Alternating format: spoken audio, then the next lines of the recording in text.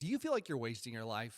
Then you need to stay tuned for this video. Because I feel like if we're honest, a lot of us find ourselves in this position of we're doing life. We've got calendar notifications going on. People are trying to grab a hold of our time. We got things to do, things to watch, places to be, goals that we're trying to achieve. Yet somehow we find ourselves asking the age-old question, God, what is your will for my life? Well, today I want to talk about tolerances, which tolerances comes from the idea of in machining and mechanical engineering, when they're making something for a product, this to fit in here needs a bolt that is only so big and not too small, and all these holes must be in certain measurements, and together those are tolerances that allow us to know that this can be made in spec to work when it got to my house after I purchased it.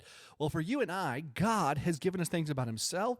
He's also told us things about who we are that become tolerances for the rest of our lives. So with that, let's jump into the video. I think one of the most neglected areas of our lives is we forget what our bedrock is. See, your foundation needs to be laid on something that is level, that is stout, and that is bedrock, right? When they build massive skyscrapers in New York City, they drill down past the loose soil and the dirt and the compacted everything else that will shift to get to bedrock, something that doesn't move. And for our Christian walk, number one in our tolerances is that we're always for our King and his kingdom. We are always for Christ and his kingdom.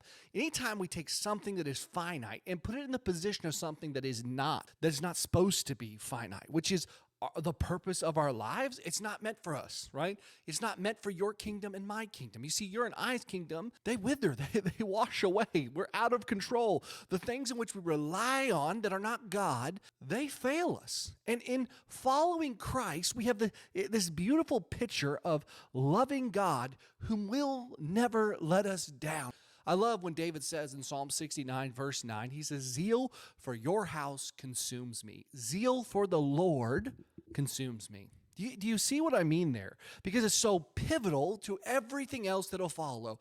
So the first thing, the thing that gives us the starting point as believers is that we are for Christ and his kingdom. You know, the second point here, understanding your key callings and your tolerances.